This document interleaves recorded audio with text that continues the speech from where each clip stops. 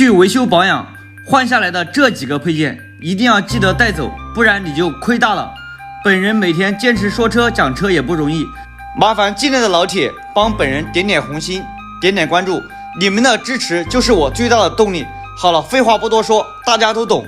那第一个就是咱们的电瓶，一个旧电瓶通常也可以卖个大几十块钱。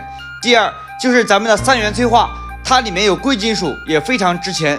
第三个就是咱们的发电机、启动机、压缩机，你带回来卖个几十块钱，买2盒烟抽，难道它不香吗？